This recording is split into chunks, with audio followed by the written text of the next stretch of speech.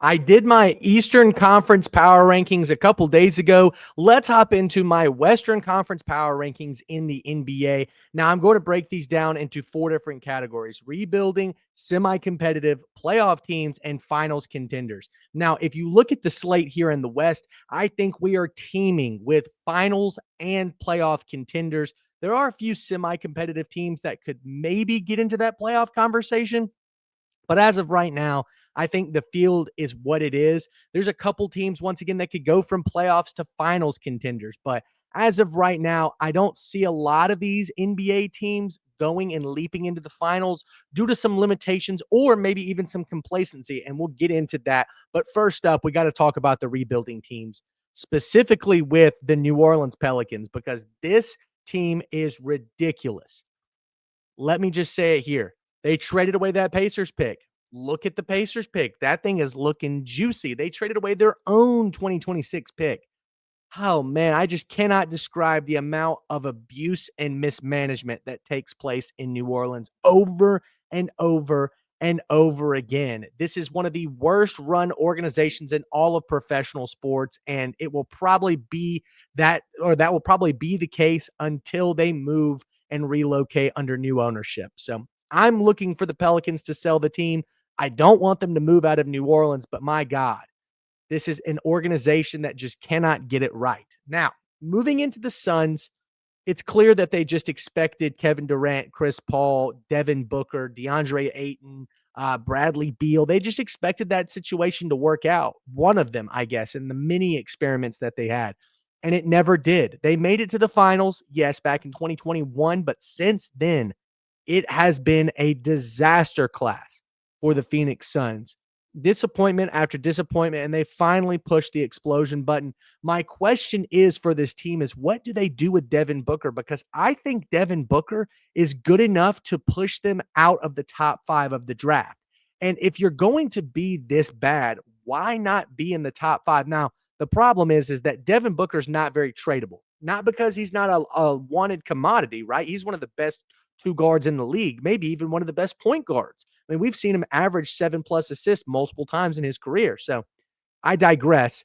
Devin Booker is untradeable because of his contract and or his contract demands. Every other NBA team already has these ultra high paid players. If you wanted to move Devin Booker to maybe a Utah, that would be awesome. But the odds of that actually happening are slim to none. And then talking about the Sacramento Kings, what are they doing? I have no idea. They trade away Halliburton. I mean, they have Sabonis, who, by the way, is one of my favorite players in the NBA. Love the way he plays the game of basketball. So close to the rim, yet also a facilitator, a shot maker. It's just amazing to watch him play basketball. But outside of that, you got DeMar DeRozan, you got Zach LaVine. DeMar DeRozan, an aging prospect, and not even a prospect, an aging player who does not have the trade value that he once did. Zach LaVine has been pretty healthy over the last few seasons, but an injury concern nonetheless, not to mention this is a guy who has never really done winning at a high level. Going back all the way to his days in Minnesota. They did not win any playoff series. I don't believe that they won any playoff series while he was in Chicago. So what is this core, right? And then you have Keegan Murray as well. Not really sure what he's doing. I just don't really like the way that this Kings team is laid out. They're not elite at shooting. They're not elite at defending. Their playmaking is questionable. I like Malik Monk as a six man. I think he's one of the best six man in NBA history. But the Kings are just moving into such a weird direction. They fired Mike Brown at the beginning of last season. That was a mistake, in my opinion. I think Mike Brown is a really good coach and could have gotten this Kings team to be more competitive. So that being said, I'm at kind of a loss here for the Sacramento Kings. Not really sure what the direction is. I'm for certain on the direction of the Phoenix Suns. They're tanking and looking to get a high draft pick. And I'm certain on the Pelicans' future. It's just doomed. The Kings are more of a wash, in my opinion. But let's continue. Let's talk about our semi-competitive teams. The Utah Jazz, I think that their young assets are starting to appreciate, and that is going to make them a far more competitive team than they've been in the last few seasons. Ace Bailey is the number 5 pick in the draft, and he's averaging like the 8th most minutes on the team. That should tell you a lot. Walker Kessler missing the rest of the season with injury, that's a major hit, but I still think this Jazz team has got way more sauce in the bucket and is able to compete against some of these playoff teams on a night in, night out basis. Are they going to make the playoffs? Most likely not. This West is stacked with talent. The Memphis Grizzlies were a team that I thought could compete for a playoff spot. And when I say playoff spot, I'm talking like compete to win a playoff series. But the new offense under Tumas Isolo, the new coach for the Grizzlies, who was an assistant for Taylor Jenkins last year, has got the Grizzlies running an anti-John Morant offense. Now, that's for better or worse, right? But it's clear that the Memphis Grizzlies are probably looking to move off a job because John Morant is not liking this. I mean, he's already been suspended for one game. You can see the effort is at an all-time low. He just does not fit in this no screens offense. He thrives off of pick and rolls with Jaren Jackson Jr. And if they're not setting him because that's not the offensive play call, there's really not much to say. This Grizzlies team is not going to win a playoff series. Now, the Dallas Mavericks, could this be a different story if Kyrie Irving were back and healthy? Absolutely. But the reality is he's not.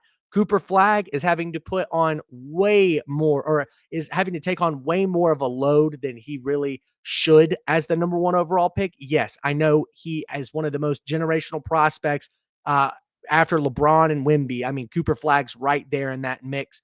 However, he's not ready to be one of the best players in the NBA. I think he's a solid 15-7 guy, and he shoots about 45% from the field, 33% from three. If he can somehow upgrade those numbers just a tiny bit to like 17-8 on 50% shooting and 35% from three, then I think he can absolutely be an elite third option for the Mavericks if Kyrie Irving can come back. But as of right now, they're 2-6 as of this recording, and it doesn't look to be getting much better. Anthony Davis is still one of the best players in the league, but he's not a guy that's going to be able to backpack a team at this age and with his injury history. And then the Portland Trailblazers, they're kind of in that mix with the Utah Jazz. Semi-competitive. They have a lot of defensive-minded young players. I'm thinking of Tamani Kamara. I love the way he plays defense. Denny, not even going to pronounce his last name. He's probably most improved player this year. Let's think about Scoot Henderson, hasn't even played due to a hamstring. Now, they obviously have had a lot of drama going on with Chauncey Billups literally getting arrested before the season really gets going. That was a massive shakeup, but Tiago Splitter has got this team playing extremely motivated. Jeremy Grant actually looked like he was checked out, but I believe that he's playing some of his best basketball right now. So love what the Trailblazers have got going on. These are the four teams that I have as semi-competitive. Can they lose to one of these rebuilding teams like the Suns, Kings, and Pelicans? Absolutely. But can they go and beat some of these playoff contenders and even a finals contender? Absolutely. Let's go into those playoff contenders. This is where I've got the most out of the Western Conference. And I think there's several teams in this bucket that can move into finals contention. So we'll start at the bottom of the tier list here. This team is borderline semi-competitive. The Los Angeles Clippers.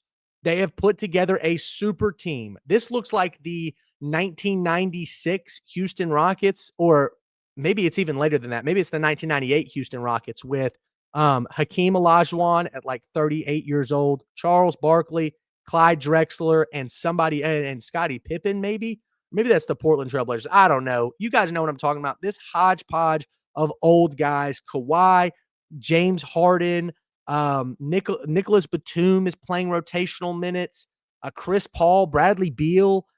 You know, if this team was formed 5 years ago, my God, it might be the best team of all time. But all of these players are 35 years plus, except for maybe Kawhi and Bradley Beal. And those guys are so unbelievably injury prone. It's hard to see this team going into April being healthy and consistent. That has been the Clippers' woes for what? The last 6 seasons, ever since Kawhi signed with them after his championship run in Toronto. So the same problems plague the Clippers. I think they will continue to plague the Clippers until they decide to move on. Let's go ahead and talk about my number 4 team. And this is going to surprise some people. The Minnesota Timberwolves, I think, are in that bucket. Julius Randle, Anthony Edwards, Rudy Gobert. That's really it. Now, you have Dante DiVincenzo. You've got Jaden McDaniels. You've got Mike Conley. But I think they took a step, and you have Naz Reid, of course. So these are your rotational guys They're players that are going to give you strong minutes. Naz Reid is a six man of the year candidate, but I think they took a step back from last season. And quite frankly, they weren't that competitive with OKC. I think if the Warriors were healthy last year, that series would have gone to 7, and that would have been a nightmare for Minnesota. Anthony Edwards is still a top 10 player in the NBA, but this Timberwolves roster has gotten worse, especially with the loss of Nickeil Alexander-Walker. I'm not a big fan of what they've got going on right now. I think they take a step back and probably make a coaching change by the end of this season, but that's yet to be seen. Anthony Edwards, by the way, has missed multiple games now with injury. That could be a factor that could play into this as well. That's why I've got the Timberwolves here. Moving on to my third team on this list, the San Antonio Spurs. And now you could start to see where I'm going with this, but the Spurs to me just don't have it within the repertoire, within their bag to make a leap. And a leap to me is winning more than one playoff series. Can they be the 3 or 4 seed and win a 3-6 or a 4-5 matchup? 1000%. But then can they match up against the OKCs of the world, the Golden State Warriors of the world, or the Denver Nuggets? In my opinion, not yet. Wemby is playing like a top 5 player. He got shut down versus the Lakers and the Suns a couple games ago, but if you give me this Spurs team in a couple seasons, I absolutely think they can participate in a finals conversation. But for right now, playoff series win is the target there for San Antonio. Let's look at my number 2 team out of this list, the Los Angeles Lakers. A lot of people are going to be shocked that I have them so high. I know people are going to sit here and call me a LaGlazer, but I actually love the way this Lakers team is constructed. Luka and LeBron can play off of each other in terms of minutes. LeBron does not have to be the savior of Los Angeles anymore. Austin Reeves is playing at an all-NBA level. DeAndre Ayton has seen a resurgence in his career. I love the rotational pieces of Rui Hachimura, Jared Vanderbilt. Even Bronny James can get in there and play a couple of meaningful minutes. Marcus Smart as well. The problem with the Lakers over the last 3 or 4 seasons was, number one, they really couldn't shoot the ball that much. That's still kind of an issue for Los Angeles. But number 2 was they didn't have enough defensive-oriented players on the team that could play meaningful minutes. Jared Vanderbilt, Rui Hachimura, and not to mention Marcus Smart can all fill those gaps. And that's what I'm so excited about with Los Angeles. They are 7-2 or 6-2 as of this recording, and that's without LeBron James. Luka has missed multiple games. Austin Reeves has missed multiple games, yet the Lakers continue to win. I think JJ Redick could be a top 5 coach in the league. At least right now, that's what I'm calling. I am so looking forward to what this team looks like with LeBron, Luka, and Austin Reeves all healthy. Could it be better than it is right now? Absolutely. And that's why I have them at number 2. But this is my first team where I can consider a finals run, because not only have a lot of these players done it before, like LeBron and Luka as the leaders of this team, but number 2, I just think they have the talent. Like, this is a very talented team that with the right defensive orientation can 100% make a finals run. Now, there is one team on this list that if they make one simple move, will absolutely be in the finals conversation. The Houston Rockets. The defense that the Rockets play is unbelievable. They're top 3 in every defensive statistic. They're top 3 in every single defensive differential. It's so amazing to watch. What they struggle with right now is shooting and facilitation. They are, I believe, 5-2 as of this recording. All 5 of their wins come against teams with losing records. Their 2 losses come against teams with winning records. They played OKC and Detroit. They lose 2 close matchups. I think those 2 matchups flip if they go and trade for a Drew Holiday with Portland or something along those lines. The Houston Rockets need a point guard that can still play defense like they do, but also take the ball, control the offense, give it to Kevin Durant and Alperen Sengun and Jabari Smith in their spots, right? Kevin Durant is having to do this for himself right now. And as you could see there in the end of the fourth quarter versus OKC, he gets put into the torture chamber. Kevin Durant, yes, 5 years ago could absolutely create his own shot off of that. I don't think he has the lateral quickness to do that anymore at his older age, coming off of some major injuries in his career. So the Houston Rockets desperately need to go find a point guard. Fred VanVleet was that, right? And he's done for the season now with his ACL tear. So I love the Houston Rockets and the way their team is laid out right now. I love how much defense that they play, but once again, they have to go find a point guard and or probably and a shooter. The Rockets need to be able to shoot the basketball better. So they will absolutely be in finals contention if they can do one of those things. They don't even have to do both of them. So let's talk about my finals contenders, though. Finals contenders. Here are the top three. I'm going to rank them from 3 to 1. Number 3 is the Golden State Warriors. Now, you've seen the Warriors drop a few games recently, and I accredit that to one, Jimmy Butler, Stephen Curry, Draymond Green, Al Horford are not all playing at the same time on the same level. It's because of their age. Now, the same could be said about the Clippers, but I've seen the Warriors in the last 3 seasons win a playoff series. You can't say the same thing about the Clippers. Well, I guess you could, but the Warriors have won it in a meaningful fashion. I would not put the same credit to the Clippers. I think if this team is fully healthy, they're absolutely a team that can go toe to toe with Denver. They even could go toe to toe with OKC, but once again, they'd have to play at the peak of their powers and they'd have to play fully healthy. I don't know if they can do that as of right now. Stephen Curry, still potential top 10 player in the league. Draymond Green, still one of the best defenders in the game. Jimmy Butler, a perfect hybrid of those two. And then Al Horford, man, the experience that he has is unbelievably valuable. Jonathan Kuminga is playing so much better than he did at the beginning of the regular season last year. I think he's starting to earn the trust of this team. Now, how will that drama go down with him trying to get a long-term contract somewhere else, not working out, and him having to sign the qualifying offer? I don't know. That could be a potential point of drama there. But I like the way this Warriors team is constructed. Even their rookie, Will Richard, I believe is his name, from Florida, the national champion. I think he's got a winning pedigree. So give this Warriors team some credit right now. They're going through it a little bit just because of their age. But once the playoffs start to get ramped up, this team, like last year, will start to turn on the magic. And if they can stay healthy, they can make a run.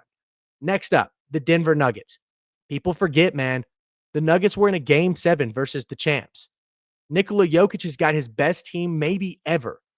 Jamal Murray, Cam Johnson, even oh gosh, Bruce Brown. Excuse me, I blanked on his name there for a second. Bruce Brown, Aaron Gordon can stroke it. I mean, it's crazy work what Aaron Gordon has done to his game. This guy went from being just a pure dunker to a really, really good defender. Some might even say elite defender and a shot maker when you give him the ball behind the three-point arc. Jokic also, by the way, still a top 5 player in the league, even though he's off to a little bit of a slow start. I think he dropped like a 33-point triple-double the other night on 18 shots. So I'm still in absolute awe of him. I think the Nuggets, if they're healthy, can 1000% go to the finals. As a matter of fact, if you take this Nuggets team and give them to me right now in a 7-game series versus OKC, I think it's going to 7 games again. And depending on who finishes with a better regular season record, Denver could absolutely win it if they're at home. So let's talk about OKC now, though, because they are the number 1 team. They started off 8-0 on the season. I think they dropped one a couple nights ago to the Charlotte Hornets or something like that. It was not a team that should have won or maybe it was the Wizards, something along those lines. OKC had lost a game they shouldn't have. But SGA, still the best player in the league as of right now, best shot creator in the league. Sure, you want to call him a foul baiter, whatever. Guy gets buckets and gets people to foul him all of the time. It's his business. It's what he does the best. So, and not to mention, this team is so unbelievably defensive oriented. And also, don't want to say and too many times, but not to mention the fact that Jalen Williams is still not playing. This OKC team is going to get even better than they already are. Chet Holmgren has not been healthy for a consistent amount of time. Now he is, and look how he's playing. I love what this OKC team has done over the last few years. Sam Presti is the best GM in the NBA. He will continue to do that over and over and over again. I love what OKC can do. They play so fast. They play elite defense. They can shoot the ball fairly well. There's not really any weak spots here for OKC. They're really deep. Aaron Wiggins. Oh gosh, I'm blanking a lot of Jalen Williams, Cason Wallace. Goodness. Alex Caruso. There's just so many guys on this OKC team that can get the job done. I love where they're at. I love where they're going. This could absolutely be the dynasty in the making that we have yet to see over the last 7 seasons. So that being said, these are my power rankings. I think that this is a pretty clear way to look at the league. Finals contenders overall, I've got the Nuggets, OKC, and Golden State. And then for the East, I've got the Cavs, 76ers, and Knicks. Let me know if you want to add anybody to that list, but that's going to do it from here. Thank you guys all so much for watching. We will see you next time. Make sure you like, subscribe, comment, share this video, please. It would mean the world to me. Anyways, that being said, thank you guys all so much for watching.